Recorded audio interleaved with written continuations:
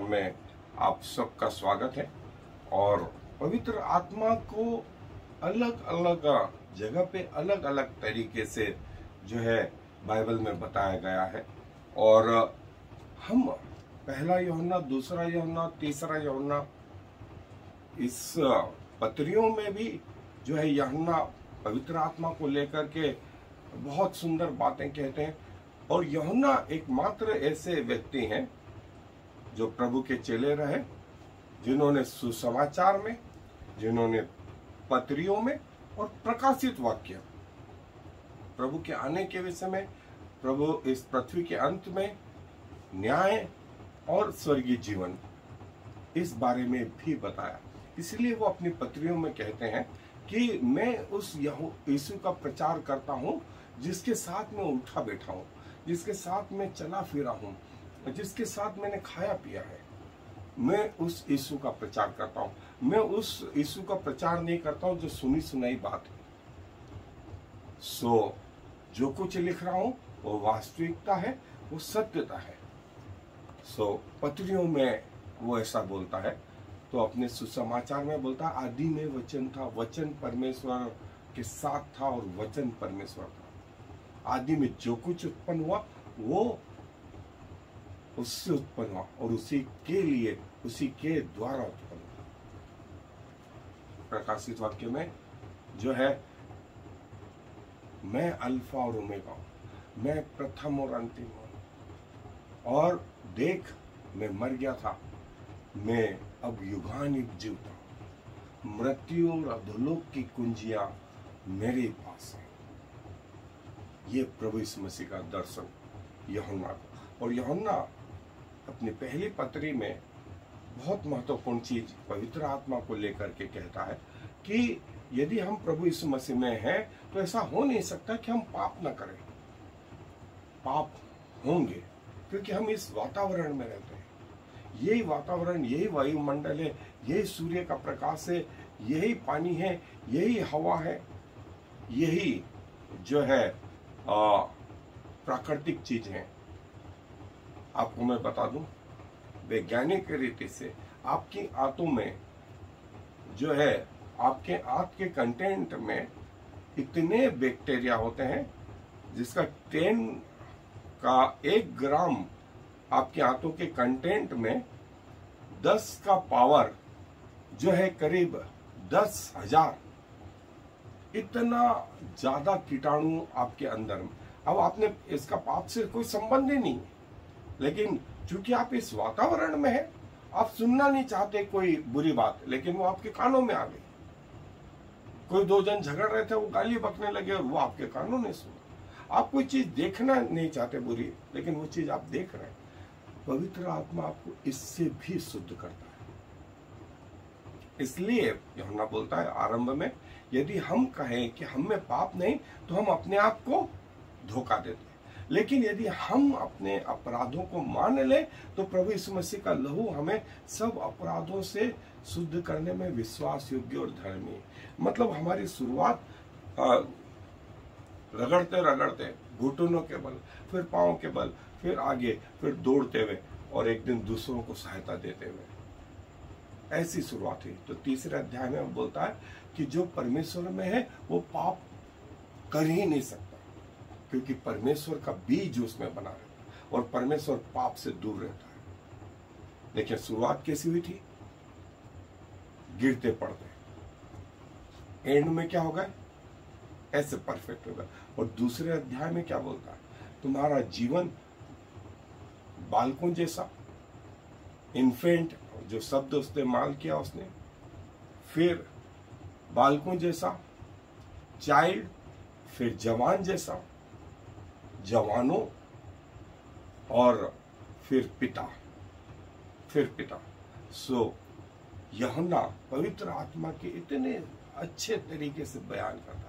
थोड़ा सा हम जो है न सिर्फ यूहन्ना के सुसमाचार में से, वरन पहला, दूसरा, तीसरा यूहन्ना और प्रकाशित वाक्य में से भी जो यूहन्ना पवित्र आत्मा के बारे में बोलता है, उसको हम थोड़ा सा देखेंगे। आए मेरे साथ। यूहन्ना जो है, जितना अच्छा प्रचार यूहन्ना ने पवित्र आत्मा के विषय में, प्रभु यीशु मसीह के विषय में किया है। और वो जो यूहन्ना की पत्री है, जैसा हमने देखा कि पहले अध्याय में जो है यूहन्ना अलग रीति से बोलता है कि हम पवित्र अपने आप हो ही नहीं सकते। फिर तीसरे अध्याय में जाकर बोलता हम पाप कर ही नहीं सकते। फिर वो बोलता है कि आत्मा में हम ऐसे ग्रो करते हैं। और जो है पहले यूहन्ना के सुसमाचार में कि वचन परमेश्वर के साथ था, आदि में जो कुछ उत्पन्न हुआ वो उसके द्वारा उत्पन्न हुआ और उसके बिना कोई चीज उत्पन्न नहीं। और प्रभु की आत्मा का काम जो है यूहन्ना के सुसमाचार में जो है विभिन्न रीति से हम देखते हैं। फिर उसके बाद में जो है अंत में आ करके जैसा प्रभु यीशु मसीह ने कहा कि आत्मा जो तुम्हारा सहायक रहेगा, जो पिता की ओर से निकलेगा, वह तुम्हें सब बातें बताएगा। और फिर जो है यूहन्ना की पत्री के दूसरे अध्याय 12वीं आयत में लिटिल चिल्ड्रन, फिर वो आगे बोलता है कि जो बालक फिर जो है जवान और यंग चिल्ड्रन, और फिर वो बोलता है फादर। ये आत्मा के विभिन्न लेवल एक व्यक्ति में और हम इसमें लगातार बढ़ते रहे। यूहन्ना हमें यह बताना चाहता है कि शुरुआत हमारी गिरते पड़ते हो सकती है, लेकिन अंत में हमें पिता के स्तर तक पहुंच जाना है, ताकि हम बहुत सारी आत्माओं को जो है प्रभु के पास ला पाए। और जो आत्मा हमने आया था उसका विकास इस रीति से, प्रतिदिन के समर्पण से, अपने देह को काबू रखने से, अपने इच्छाओं को काबू रखने से, और जैसा मैंने पहले भी बताया 7 चीजें जो आपको तब तक कर सकते हैं जब तक आपकी मृत्यु ना आए। परमेश्वर के वचन का अध्ययन तब तक जारी रहे जब तक आपकी मृत्यु न हो। परमेश्वर का आराधना आपसे तब तक हो जब तक आपकी मृत्यु न हो। तीसरा, जब तक आपकी मृत्यु न हो आपसे प्रार्थनाएं दूर नहीं होने पाए। चौथी चीज, प्रभु का धन्यवाद देना, प्रभु को तब तक आप जारी रखें जब तक आपकी मृत्यु नहीं हो। पांचवी चीज जो है, आपकी संगति जो है तब तक जारी रहे जब तक आपकी मृत्यु न हो।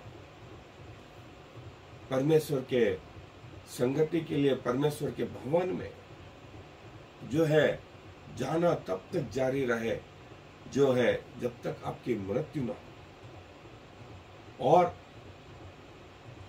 जब तक आपके उपवास भी जारी रहे जब तक आपकी मृत्यु न हो। ये वो व्यक्तिगत जीवन है, और प्रार्थना और आराधना ये जो है आपके जीवन का एक हिस्सा हो। जो शुरुआत आपने करी थी वो एक दिन जो है परफेक्ट ओवरफ्लोइंग तक आ जाएगी। और इसी के लिए आपको जो है पूरी कोशिश, पूरा मेहनत करना चाहिए।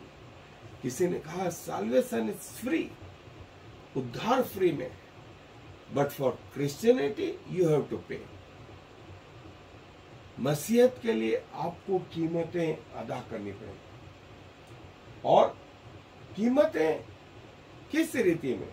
वो ये जो मैंने आपको बताया, ये 7 चीजें जो है आप जब तक जारी रखें और आपका उद्देश्य ये हो कि प्रभु मेरे जीवन के द्वारा आत्माएं आपके पास आए। आपका जीवन, यदि एक आत्मा भी आपके जीवन के द्वारा प्रभु में आती है, आपका जीवन सफल माना जाएगा। परमेश्वर के राज्य में आप एक उत्तम दास के रूप में स्वीकार योग्य होंगे। और यही यूहन्ना बताना चाहता है। तो पवित्र आत्मा को इस रीति से हमारे अंदर आने दे, उसका विकास होने दे और एक दिन परिपूर्ण हो जाए और अपनी मृत्यु तक बहुत सारी आत्माओं को प्रभु के पास ला सके। आए दुआ कर। प्रभु जी धन्यवाद देते हैं कि आप हमारे अंदर जब आप आए विश्वास करने के द्वारा, जो आपका दान था प्रभु,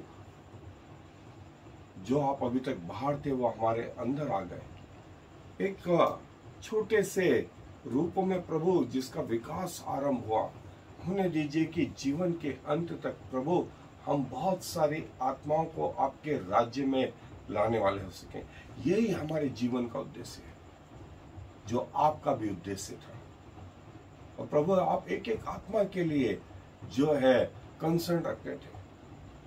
प्रभु हमारे जीवन में भी ऐसा होने दे कि जब हम आपके राज्य में आए, हम बहुत सारे आत्माओं को आपके राज्य में लाने का सौभाग्य प्राप्त करते हुए एक विजयी जीवन के रूप में प्रवेश करने वाले हो सके। क्योंकि इस विनती को प्रभु यीशु मसीह के नाम से मांग लेते। आमीन। I am the Lord. There is no other God. I have prepared you even though you do not know me, so all the world from east to west will know there is no other God. I am the Lord, and there is no other.